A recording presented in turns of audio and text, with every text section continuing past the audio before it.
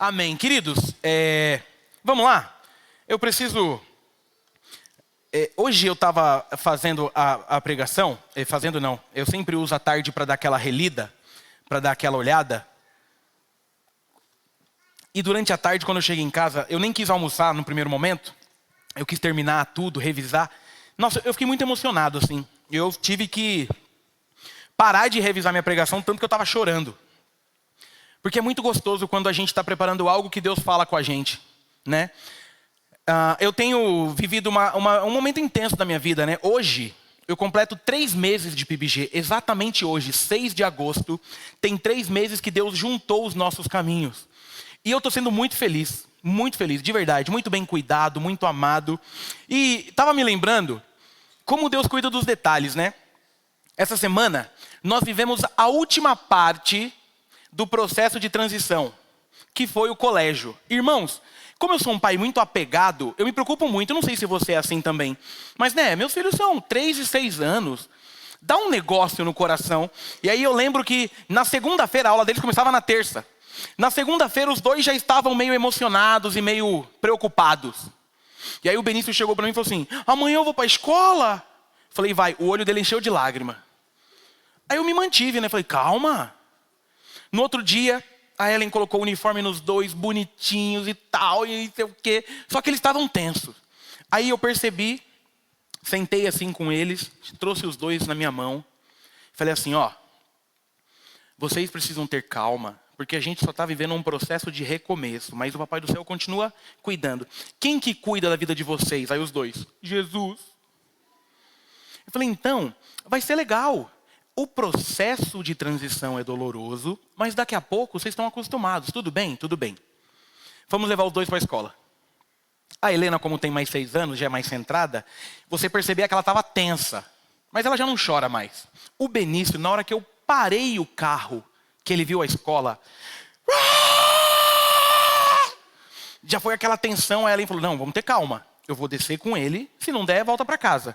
E aí chegamos na escola, ela desceu com ele, e a tia foi muito gente boa, porque a tia falou assim, mãe, eu posso levar ele mesmo chorando? Aí a Helena falou, pode, se vira. Como a Helena estuda no mesmo colégio, mas em outro prédio, ela falou, ó, qualquer coisa você me liga. Até eu levar minha filha menor, eu venho, eu pego e tal, beleza. E eu zoado. E por que zoado? Porque no final das contas, na minha cabeça estava assim, eles só estão vivendo isso por causa de mim. Foi o meu ministério, fui eu que vim para cá. Fui eu que, porque resolvi ser pastor e tal. E aí voltamos para o carro. Sabe aquele clima tenso de velório no carro? A Ellen fechou a porta, estava nós dois, os dois meio tensos assim. Irmãos, eu juro, não deve ter dado 10 minutos. E Deus provando que cuida da gente. A Elaine me mandou uma foto. Adivinhem com quem foi a primeira aula do Benício? Com a Elaine. E aí ele olhou e falou assim, a mãe do Kevin. A foto que ela mandou, eu segurei para falar isso até hoje, Elaine. Pela forma que você cuidou da gente sem você imaginar. Do nada ela fez uma selfie, ele estava assim, ó. Aí eu falei, e a criança chorando? E aí é muito interessante, porque quando ela mandou a foto, foi como se saísse um peso das nossas costas, a gente fez assim, ó, ufa. Eles estão bem. E Elaine foi tão cuidadosa que ela ficava mandando mensagem para Ellen. Ó, fui ver a Helena tá bem. A Ellen me encaminhava. E aí eu comecei a perceber esse movimento de que Deus gosta de cuidar da gente. Às vezes é que a gente não percebe. Então, Elaine, obrigado. Essa semana você foi um anjo na nossa família. E foi interessante porque a semana passada eu tinha dado um desafio para a igreja. Eu falei, escolha alguém e cuide de alguém. Quem me mandou mensagem no domingo à noite? Elaine e João, dizendo, queremos cuidar e orar por vocês. Cuidaram direitinho. Então, obrigado. Passou o último detalhe. E o que eu quero falar hoje é sobre esse processo de perceber que Deus tem cuidado da gente. É sobre olhar para esse dia. Então a gente está aqui com pessoas que estão chegando agora, que se batizaram, que ainda estão num processo de conhecimento, de maturidade, de uma fé cristã, estão entendendo o que é ser cristão. Nós estamos hoje iniciando o mês da juventude, que é uma área da vida que a gente tem que ter zelo e cuidado sim, porque não está fácil ser jovem e ser crente. Porque o mundo tenta tudo goela abaixo, porque a cultura está tomada, porque o movimento, todo esse movimento que a gente tem de cultura, de sociedade, está tudo deturpado. E aí eu comecei a pensar em tudo isso e pensar sobre como que a gente tem vivido esses momentos onde as nossas lutas elas crescem dia após dia. E que nós temos percebido definitivamente que ser cristão não é para qualquer um. Por quê? Porque é luta sobre luta. Porque a gente precisa voltar a tratar o básico. Porque o mundo está cada dia mais remando contra. Mas dá para ser cristão. Se você tem frequentado essa igreja, você tem percebido que uma das minhas falas é a gente começar a quebrar essas meias verdades, esses sofismas que pintam o evangelho como estranho, zoado, triste. A gente é feliz sim ou não? Hoje eu rachei o bico, irmãos, porque eu falei do Orlando, que está virando um testemunho de Jeová, mas eu tenho 2 em casa.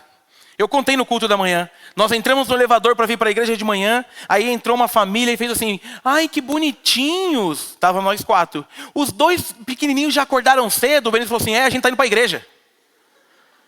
Aí a mulher falou, para a igreja? Ele falou, hoje vai ter batismo e eu que vou tocar. Aí ela, ai que fofo. Qual que é o teu nome? Porque ele tem essa mania. O Benício tem uma mania, só que eu não entendo. Ele quer saber o nome da esposa e do esposo. As pessoas às vezes não são nem casadas, fica um clima. Qual é o nome do seu marido? Aí a mulher, ai que fofo tal. Aí eu olhei e falei, nossa, ele gosta disso, né? Na volta, igual. Paramos no estacionamento, entramos no elevador. No primeiro piso, no primeiro andar já subiu gente. Olhou para ele, ele fez, estão voltando da igreja? Aí a pessoa, nossa, que legal, sério? Ele falou, sério, aqui à noite vai ter batismos, eu estou muito feliz porque vai ter batismos e eu toco, eu sou o baterista. Aí a pessoa, ai, que fofinho. Cara, ele mesmo já prova para mim que é legal ser crente. Com 3 anos, ele tem uma alegria por ser crente. Ele já gosta de, sabe? Eu falei, gente, já. Eu fico imaginando as pessoas dizendo assim, quem que deixou esse folhetinho debaixo da minha porta? E o Benício assim, ó. O que eu quero tentar trazer pra gente é sobre as nossas percepções de que as lutas não são opcionais. Mas dá pra gente ter fé em meio às lutas. É que as lutas elas vão vir. Mas o grande detalhe, e eu quero juntar tudo o que está acontecendo aqui hoje. Eu quero juntar esse movimento de ser jovem, de ser mês da juventude. Eu quero juntar esse negócio de ser batizado e entender que a vida não é que vai ficar mais fácil, mas é perceber que tem mais alguém lá. Nos nossos movimentos de dor e de luta, tem sempre mais alguém lá. Então, se você puder, abra aí a sua Bíblia, num livro que não poderia ser outro para começar o mês da juventude. Daniel, capítulo 3. Daniel, capítulo 3.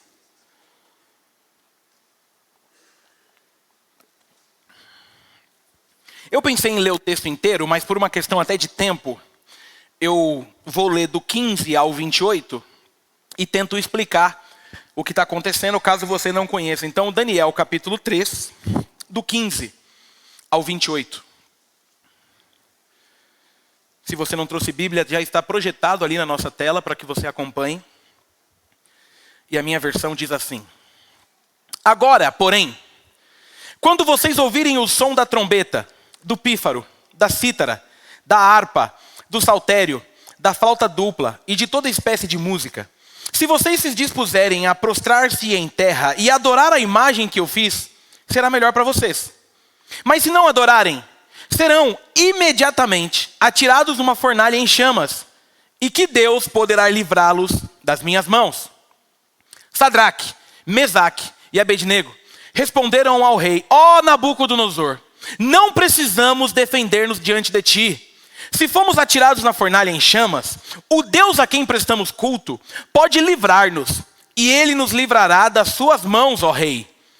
Mas, se ele não nos livrar, saiba, ó rei, que não prestaremos cultos aos seus deuses, nem adoraremos a imagem de ouro que mandastes erguer.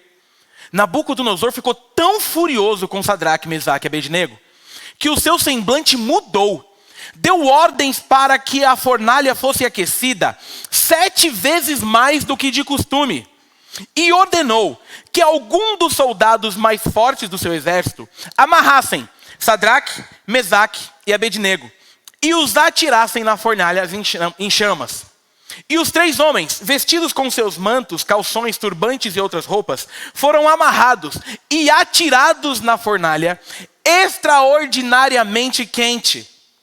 A ordem do rei era tão urgente e a fornalha estava tão quente que as chamas mataram os soldados que levaram Sadraque, Mesaque e Abednego, os quais caíram amarrados dentro da fornalha em chamas.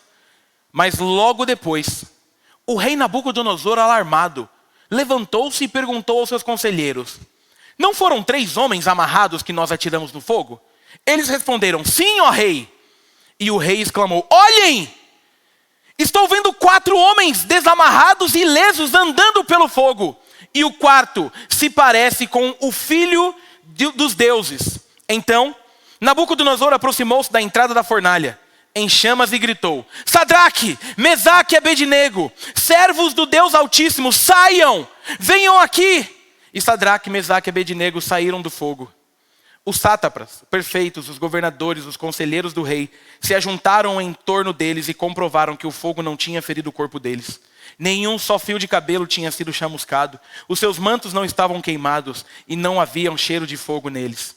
Disse Nabucodonosor: louvado seja o Deus de Sadraque, Mesaque e Abednego, que o enviou os seus anjos e livrou os seus servos. Eles confiaram nele, desafiaram a ordem do rei, preferindo abrir mão de suas vidas do que prestar culto e adorar a outro Deus, que não fosse o seu próprio Deus. Amém. Louvado seja o nome do Senhor pela palavra dele, que é eficaz, que é maravilhosa. Irmãos, nós estamos diante de um dos textos mais famosos quando a gente fala de perseguição e de fé. Nós estamos aqui num momento da história onde o domínio babilônico é gigantesco. Nós estamos diante do livro em que Daniel, ele escreve já preso na Babilônia. Jerusalém está sendo destruída, o templo destruído e todos os seus pertences são roubados. E aqui o que acontece? Babilônia, além de matar muitas das pessoas, ela resolve sequestrar alguns jovens de boa estatura, jovens bonitos, para que fossem doutrinados, para que fossem ensinados num propósito de dar mais ganho e mais força para o povo da Babilônia. Dentre os muitos jovens, tinha Daniel, Sadraque, Mesaque e Abednego. Nós estamos diante de um texto que, enquanto o reino do norte foi tomado pelos assírios, o reino do sul ele é dominado totalmente pela Babilônia. E qual é o motivo? O motivo é que o povo vivia em desobediência. E a desobediência trouxe uma derrota para eles. Então nós estamos diante de um texto onde Nabucodonosor ele escolhe bons meninos para ensinar uma nova cultura, uma nova língua, novos hábitos alimentares, para que aqueles meninos começassem a ser babilônicos. Mas o incrível do livro de Daniel é que Daniel e seus amigos, quando chegam nesse movimento, são nada mais, nada menos do que adolescentes. Por isso que eu gosto da Bíblia, porque a gente tem maneira de falar assim, irmãos, eu vou falar uma frase que eu detesto. O adolescente é a igreja do amanhã. A criança é a igreja do amanhã. Não. A criança, o adolescente, o jovem, o adulto, o mais velho, o idoso, o Matusalém, é a igreja de agora. De agora. E aqui a gente está tendo uma prova de jovens que mudam de lugar, mudam do seu país, mudam de cultura. Para você ter uma ideia, eles ensinavam aqui, a língua desses meninos era geralmente o hebraico, mas na Babilônia geralmente se usava o aramaico. Era todo um processo de doutrinação que eles tinham que passar. Era todo um processo de religião nova, de deuses novos, para que eles começassem a viver algo diferente. Acontece que a gente chega no texto do 3. Eu fui do meio para o fim. O que está acontecendo no texto, no capítulo 3? Nabucodonosor era o rei ali da galera. E era um rei que se achava muito. Ele manda construir uma estátua com a imagem dele gigantesca. Parecido com obelisco. Já viu o obelisco? Era algo parecido. A estátua de Nabucodonosor, de acordo com as métricas que a Bíblia traz, é como se ela fosse uma estátua um pouco fina, mas muito alta. E aí ele cria aquela estátua porque ele está se achando muito e tudo mais. E aí ele dá uma ordem, ele junta líderes das províncias da circunvizinhança e diz assim: vai ter inauguração da minha estátua. E é o seguinte, hein?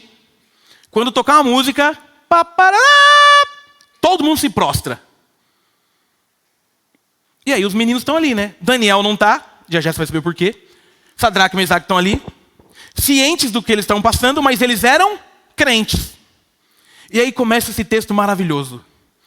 Quando toca a música, todo aquele povo se prostra. Menos quem? Sadraque, Mesaque e Abednego. Irmãos, você já pagou esse tipo de mico? Todo mundo faz alguma coisa e você não? Não é ruim? Por quê? Porque todo mundo te olha. É que nem quando você está num lugar com a música alta, vai falar mal de alguém e a música baixa. Né? Você está num lugar que a música está alta, chega alguém mal vestido.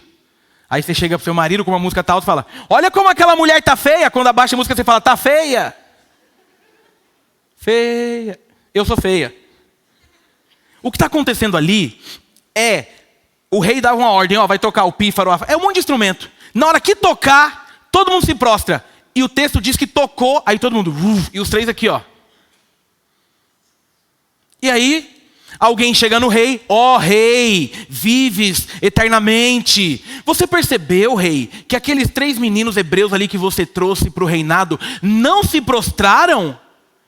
E é interessante, os meninos já eram pessoas bem queridas. Por quê? Porque o rei, ele já poderia ali mesmo acabar com os 3. Mas o que o rei faz? O rei chega em missão de paz. O rei fala assim: ô Sadraque, Mesaque, Abednego, tudo tranquilo, filhos? Tudo de boa, na paz? Me disseram que vocês não se prostraram, mas calma. Hoje o rei está bonzinho. Vai tocar de novo. Se prostrou, zerou. E aí é muito louco. Porque aí os meninos chegam e falam assim: então, rei, ouve o que a gente tem para te dizer. A gente não vai se prostrar, não. Aí o rei começa a ficar mais enfurecido. Fala: como é que é? E é muito interessante, porque você gosta de ser confrontado por um adolescente? É ruim, não é? Mas é raro o que eu vou falar, mas às vezes eles estão certos. Não é? Imagina a fúria do rei. E o rei fala: não, pode tocar. Toca. Todo mundo se prostra, menos quem? Menos os 3. E ele fala assim: é o seguinte, a gente não vai se prostrar, e se tiver que morrer, a gente morre. Tem que ser muito crente. Porque, irmãos, os crentes de hoje acho que pensariam assim: não, vou me prostrar rapidão, peço perdão lá no quarto, ainda vou comer uma costela com o barbecue do rei na moral. Ah, imagina, uma prostradinha. Ou se não, todo crente que quer dar migué, o que ele faz? Ele fala: Deus, eu não vou me prostrar, mas eu vou amarrar meu cadarço bem na hora. Pá, parará. Aí ele abaixa e... Aí o rei fica doido e fala: menino, vocês entenderam? Não, não vamos. Pá, toca de novo. Aí o texto vai dizer que o rei está tão bravo que ele fala, veja, ele manda aumentar a potência da fornalha. Manda esquentar mais esse negócio. Ele está tão irado. Olha que interessante. Ele já não basta jogar na fornalha, ele manda amarrar os meninos. É requinte de crueldade. Aí diz que os caras fortões chegou lá e amarrou os meninos. E foi. Irmão, o texto vai dizer que quem reaqueceu a fornalha morreu queimado. E aí vem a parte final do texto. Eles jogam os meninos lá dentro. De repente o rei olha e faz: acho que eu tomei vinho demais. A gente não jogou 3? Jogou. Tem 4 lá dentro andando e correndo. Ei. E você dizendo que ser crente é chato. E aí os meninos estão lá: vem Jesus, que vem Jesus. Aí o rei olha e fala: não é possível, saiam daí. Aí vem os meninos, Hollywood, que nós é crente. Eles não saíram cabisbaixo, eles chegaram: que frio.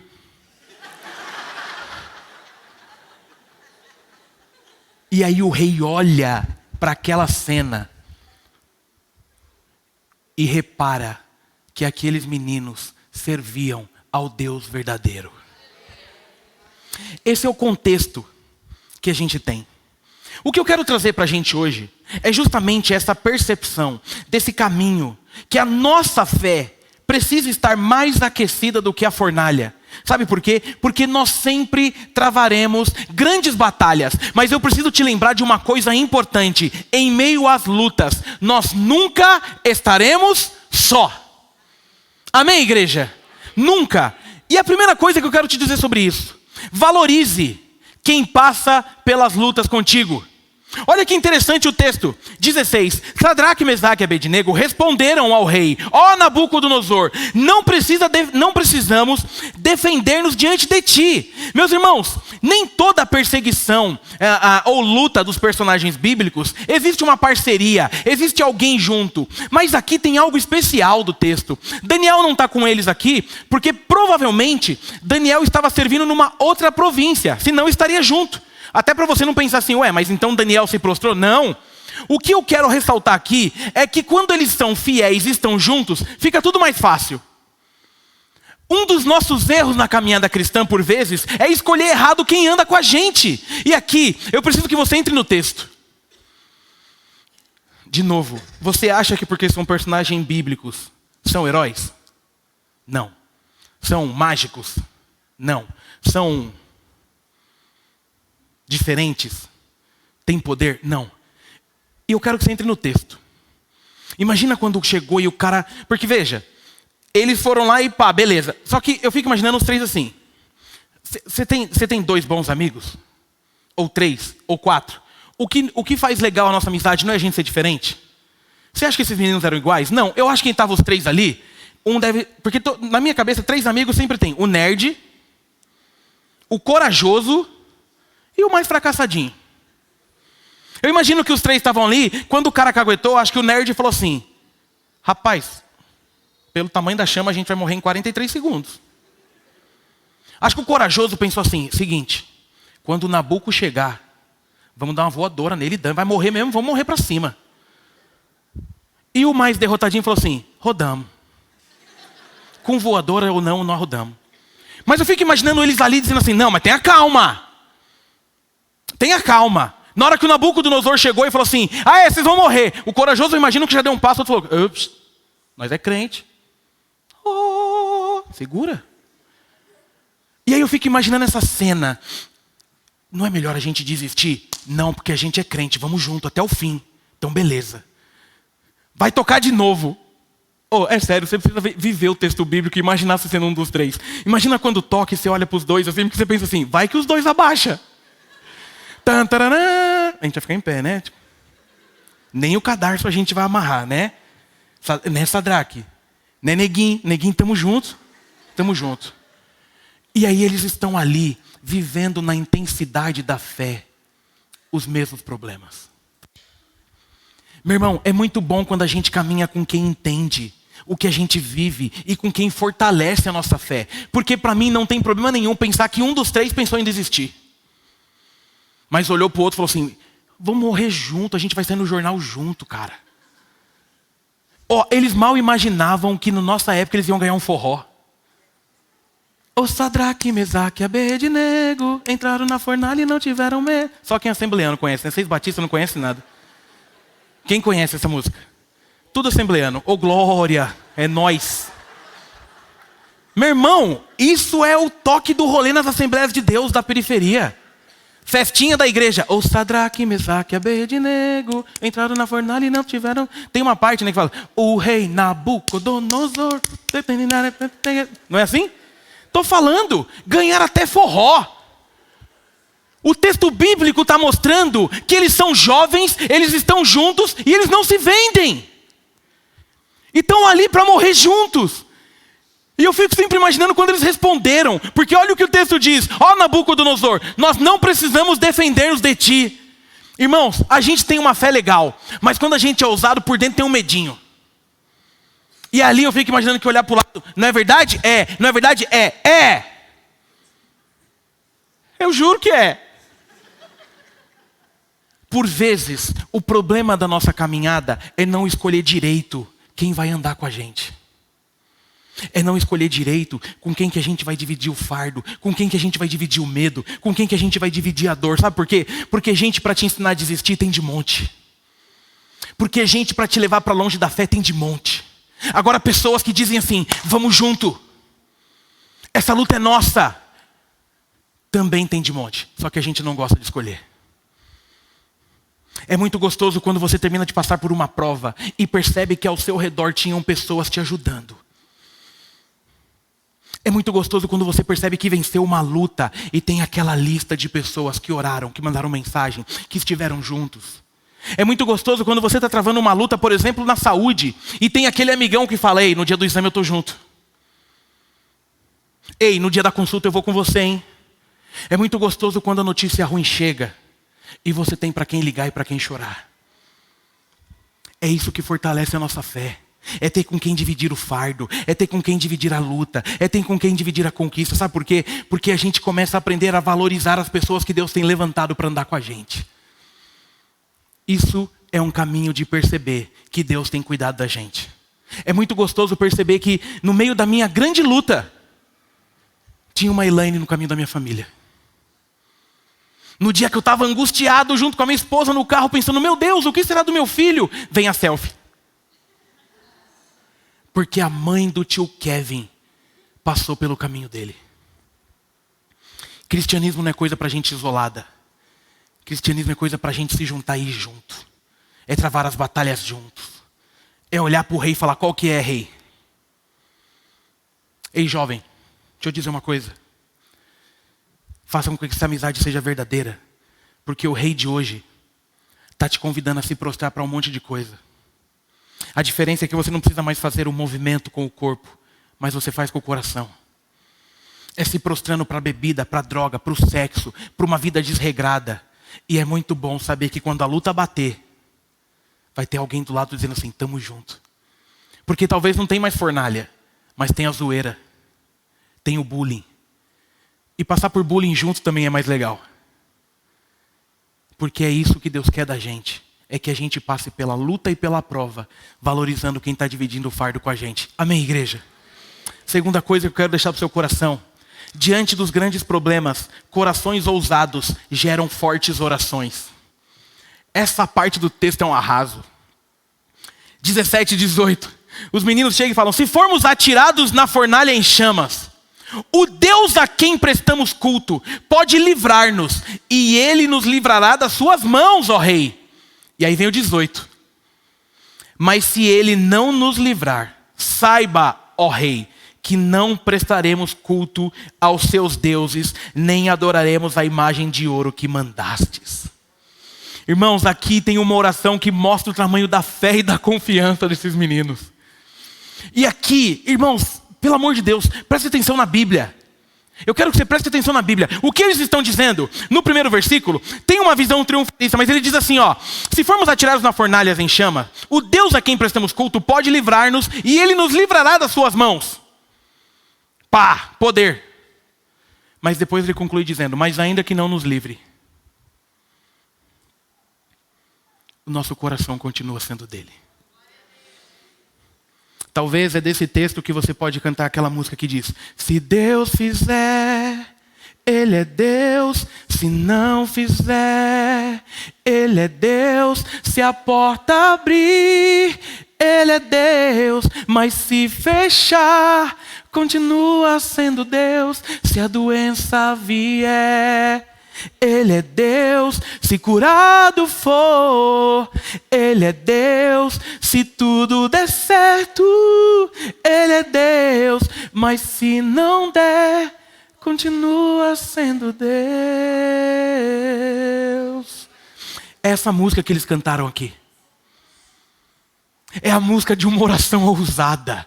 A oração ousada, é claro que ela clama pela libertação e pela cura, mas ela sempre vai ser concluída dizendo, mas Deus vai cuidar da gente até o fim. Para orar assim, tem que conhecer Deus. Esses meninos são malucos. Eu fico imaginando, irmãos, que se a mãe estivesse perto, ia falar, cala a boca, menino. Não exagera.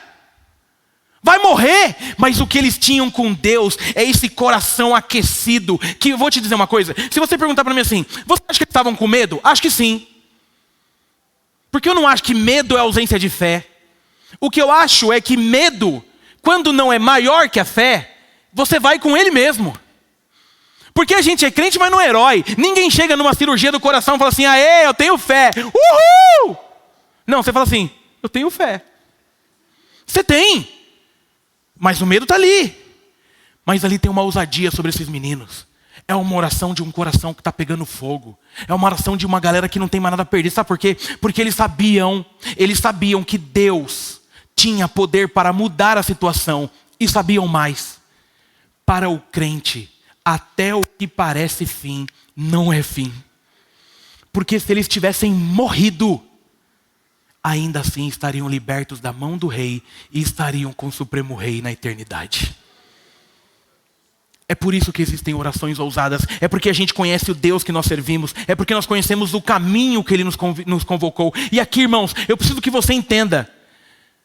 Eles estão com uma oração ousada e tem um Deus irado. Aqui tem uma lição muito importante. Às vezes a gente quer ser crente demais, é no secreto. Tá bom. Mas eles estão sendo crente demais, com um monte de gente olhando e recriminando e pensando assim, que babaca. Imagina enquanto eles conversavam, é sério, o tanto de gente que ria. Tipo, nossa, vai morrer queimado. E eles aqui, ó. A mão tremendo. A gente não vai se prostrar diante de nada. Porque o nosso coração já tem um Deus. Qual que é?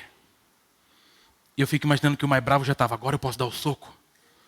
Agora que... Não. Psst. E o mais inteligente disse, diante dessa resposta, certamente morreremos essa noite.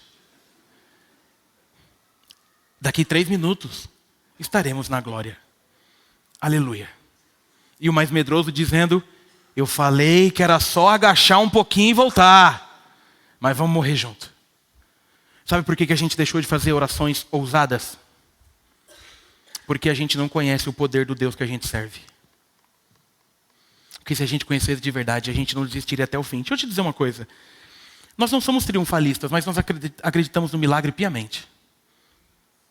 O médico te ligou e falou que está desenganado? Não mude a sua oração até que a resposta de Deus seja dada. Você acabou de pegar um exame e esse exame te deixou triste? Não fique triste. Quer dizer, fique triste, mas não desista. Até que a última palavra seja dada por aquele que tem poder para mudar qualquer situação. Mas termine a sua oração dizendo, ainda que dê errado, o meu coração será do Senhor. Até o fim.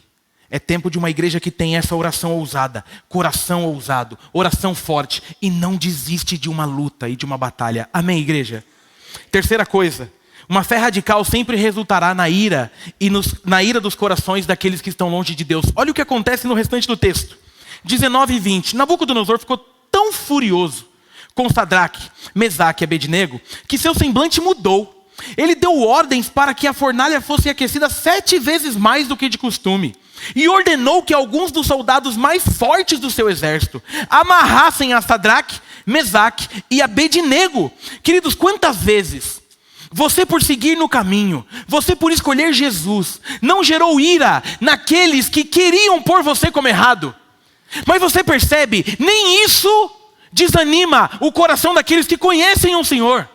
E aqui tem um negócio interessante, porque diante de toda firmeza, sempre tem um cagueta. Vocês perceberam que o rei não reparou que eles não tinham se prostrado? Tocou lá, parará, tal. Aí chegou alguém diante do rei e fez, ó rei, ó grande rei, ó reisíssimo. Rei, você reparou que aqueles 3 meninos não se prostraram?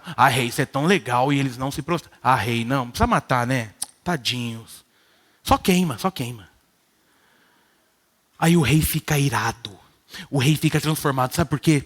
Porque muitas vezes, quando a ousadia bater no nosso coração, quem está tentando desvirtuar a nossa fé ficará indignado por não conseguir. Olha a última tentativa do rei. Aquece mais, amarra. E os meninos ali, ó. Se você conhece Nabucodonosor, se você conhece os 3 meninos e percebe que naquele tempo a igreja era fervorosa, eu tenho para mim que enquanto eles eram amarrados, eles ainda estavam tirando onda. E cantando louvor ainda. Deixa queimar, deixa queimar. Eu acho que um olhou e falou assim, não é melhor a gente cantar alvo mais que a neve? Só nesse momento, porque não. E aqueles caras devem ter amarrado aqueles meninos com ódio. Agora vocês vão ver. Ai, não exagera. Lindo. Queria contar o porquê que eu falei essa parte, mas eu não posso.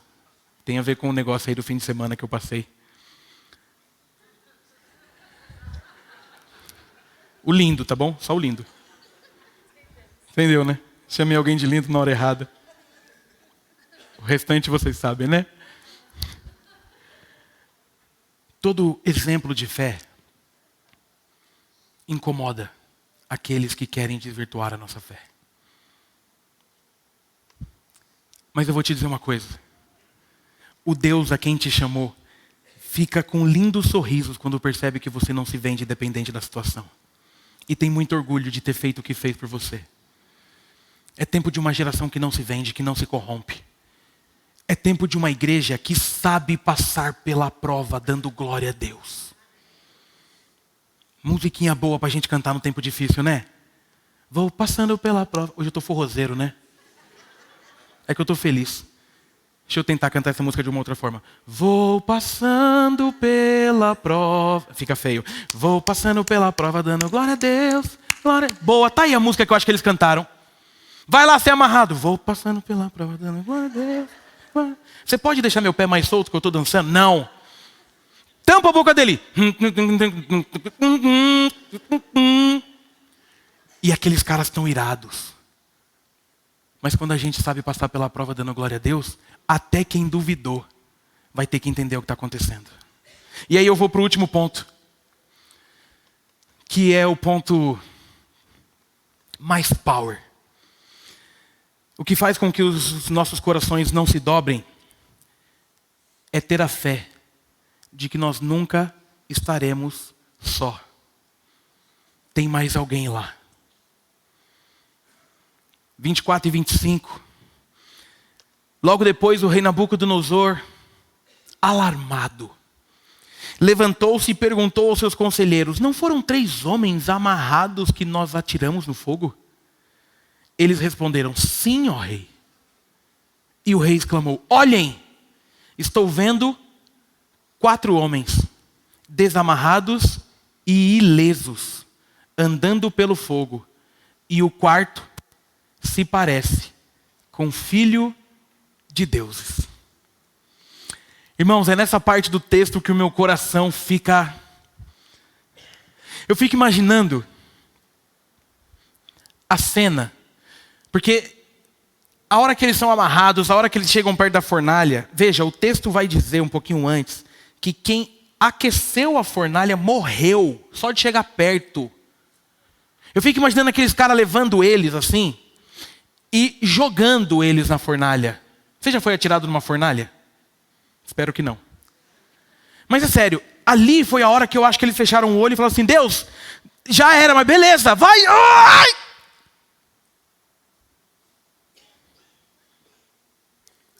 Fique imaginando quando eles caíram lá na fornalha. Que eles... Porque o texto vai dizer que não é que tinha mais alguém lá. É que eles foram desamarrados e soltos. Eu fico imaginando eles caíram na fornalha pensando, já era.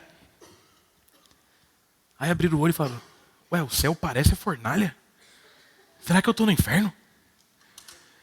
E o texto vai dizer que um anjo, alguns dizem que é Jesus, mas não tem como você afirmar. Alguém com cara de filho de deuses. Mas eu também não duvido que seja. Eu imagino eles caíram na fornalha cheio de medo. E tem alguém esperando. Tem alguém te esperando na fornalha. Fala, que bom que vocês chegaram. Topam dançar. E começa a desamarrar aqueles meninos. E não é só desamarrar. Agora bora.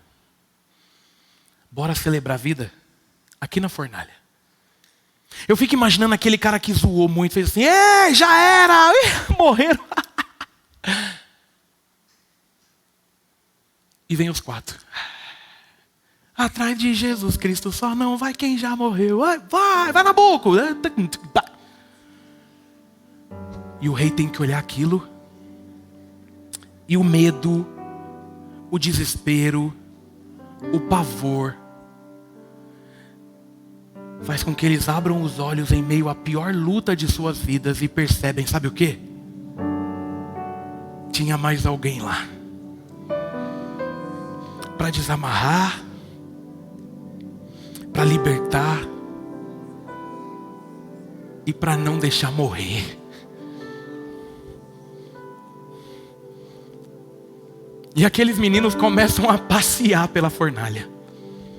Aquilo que parecia ser o fim e ser a morte, se torna no momento onde eles vão dançar com Jesus. Se torna no momento onde eles fazem, ufa. Porque eu não duvido que na hora que chegou ali esse anjo, Jesus, o que os livrou e desamarrou, eles falaram, cara, que medo de morrer. Aí eu imagino que o corajoso falou, falei que valia a pena. O inteligente falou assim, pelos meus cálculos estamos vivos. E o medroso disse, glória a Deus. E entre os 4, deixa eu te contar uma coisa.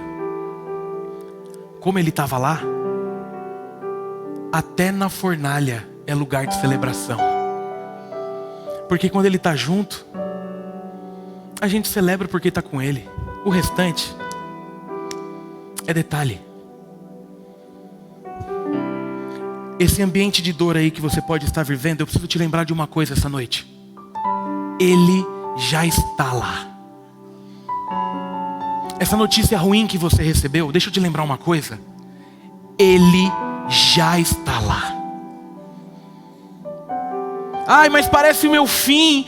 Não, calma. Ele já está lá. No dia da notícia ruim, ele já estava lá. Aquilo que você sentiu, que você não sabia descrever, é porque ele já estava lá. No ambiente das suas piores lutas, lembre-se, tem mais alguém lá. Não, pastor, mas eu estou só na vida, não tenho ninguém. Não tem como ser crente e ser só, sabe por quê? Porque a presença de Jesus é real nas nossas vidas, todos os dias, sejam nos dias bons ou nos dias maus, Ele continua lá. Portanto, a nossa fé só é aquecida quando a gente se lembra de quem a gente é. Portanto, jovens, não há desculpa para ser crente. Nós estamos diante de 3 adolescentes que não querem saber. Portanto, irmãos, é tempo de aquecermos os nossos corações. Sabe por quê? Porque Ele não garantiu vida tranquila, mas Ele garantiu presença. E aí eu quero ir para a conclusão. Quando a nossa fé está firmada no Senhor, vivemos grandes histórias e ainda apresentamos o nosso Deus para muitos dos que um dia zombaram da nossa fé. É muito louco isso. Jesus consegue gerar propósito até na dor. E talvez muita gente que riu da sua dor de hoje, quando vê o seu milagre, vai se prostrar diante desse Jesus. Olha como termina o texto no verso 28. Disse então Nabucodonosor: louvado seja o Deus de Sadraque, Mesaque e Abednego, que enviou o seu anjo e livrou os seus servos. Eles confiaram nele, desafiaram a ordem do rei, preferindo abrir mão de suas vidas, a que prestar culto e adorar a outros deuses, que não fosse o seu próprio Deus. A luta desses meninos mostrou para um monte de gente quem era o verdadeiro Deus daquele lugar. A luta desses meninos, não se vender, saber que tinha mais alguém lá, fez o próprio rei que construiu a imagem ter o seu coração prostrado diante de Deus e dizer: louvado seja o Deus de Sadraque, Mesaque e Abednego, que os livrou da morte. Mas para viver isso aqui, nós precisamos nos lembrar que Ele está lá no dia da dor. Nós precisamos lembrar que Ele está lá, ainda que a fornalha esteja chegando, ainda que você já esteja amarrado, ainda que o seu coração queira desistir. Não, Ele está lá, Ele está lá. Porque você precisa se lembrar, ainda que esses meninos tivessem morrido, eles estariam nesse texto. E a gente diria o mesmo: existe um remanescente que não desiste do Senhor e não se entrega. Mas o nosso Deus, além de bom, de salvífico e de maravilhoso, ainda faz milagres. Talvez o que esteja faltando para você viver o seu milagre é relembrar que Ele continua cuidando de você. Nos dias de tristeza, é normal a gente pensar que Ele nos abandonou, que Ele não nos ama. Mas são nesses dias que a gente consegue ter a real convicção: Ele está aqui comigo, me abraçando, me cuidando e me amando. Amém?